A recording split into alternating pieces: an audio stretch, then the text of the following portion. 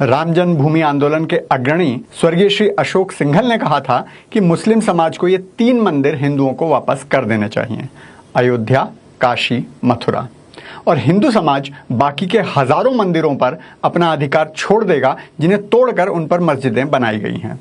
लेकिन कल के सर्वे से लेकर आज की अदालत की कार्यवाही से स्पष्ट हो गया है कि ना तो चोर को चोरी करने का पछतावा है और ना ही वो अपनी गलती मान रहा है। आज सुप्रीम कोर्ट में एडवोकेट अहमदी ने निचली अदालत के आदेश को रद्द करने की मांग की। लगता है अब सारी जगह खुदाई करवानी ही पड़ेगी। तेल लगा के डाबर का, पहन की टोपी नाइक की, झड़ी लगा दो लाइक की। हेलो और नमस्कार मित्रों।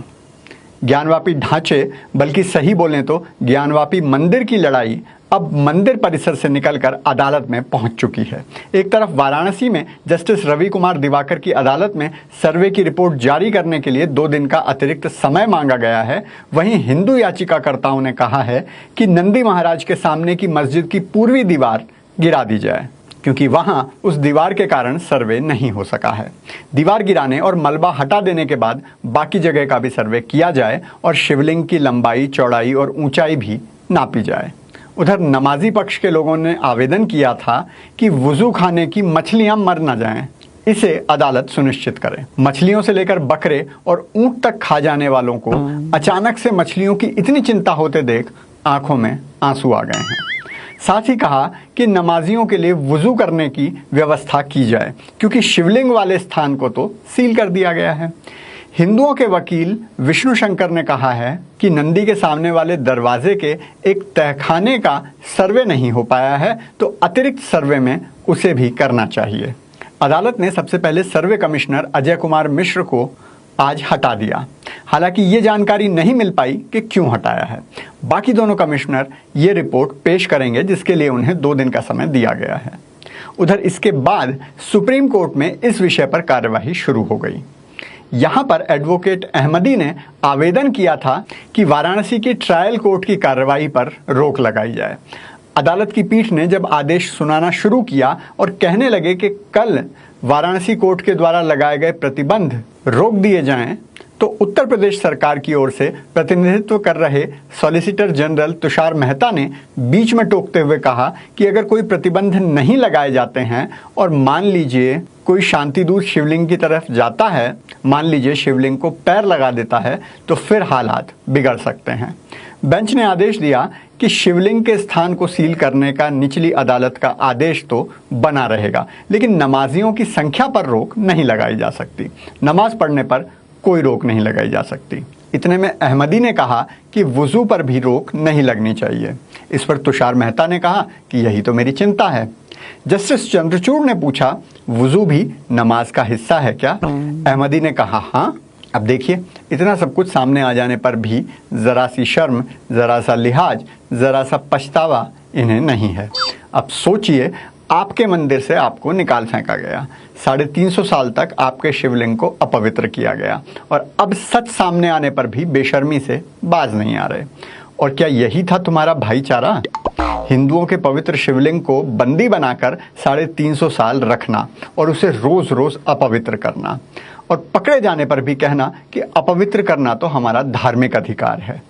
ऐसे लोगों पर कैसे विश्वास किया जा सकता है? हमें लगता है कि अब तक जो अपमान सहा तो सहा। अगर अदालत शिवलिंग को सुरक्षित रखने के लिए प्रतिबंध लगाने को तैयार नहीं है, तो ये जिम्मेदारी प्रशासन की बनती है। योगी सरकार को ये जिम्मेदारी अपने हाथों में लेनी चाहिए, और अगर वो भी ऐसा नहीं कर सकते हैं तो शिव भक्तों को अपने हाथों में ये जिम्मेदारी लेनी पड़ेगी।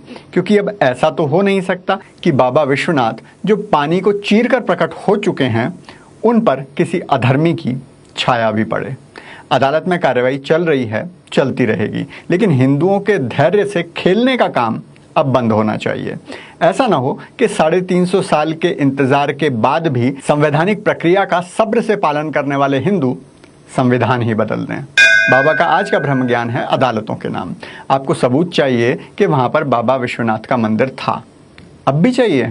इतना सब कुछ सामने आने के बाद भी अभी देखो, सोशल मीडिया पर वायरल होता ये पुराना वीडियो जिसमें वुजू खाने का पूरा पानी निकाला हुआ है।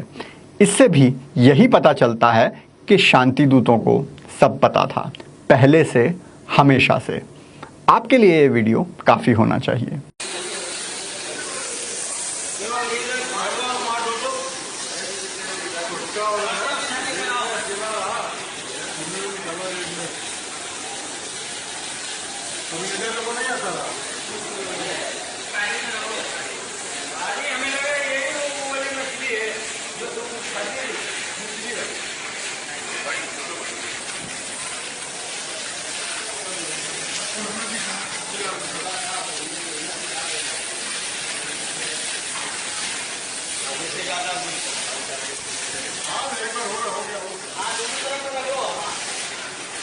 अंदर का ले लो, अंदर का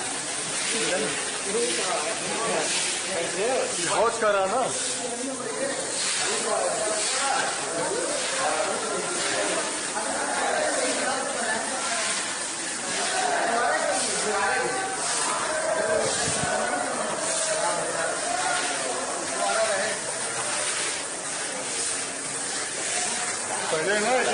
अगर आप भी ज्ञानवापी मंदिर में विधर्मियों के प्रवेश को बैन करना चाहते हैं तो कृपया वीडियो को शेयर और कमेंट ज़रूर करें, क्योंकि खुशियां बांटने से बढ़ती हैं।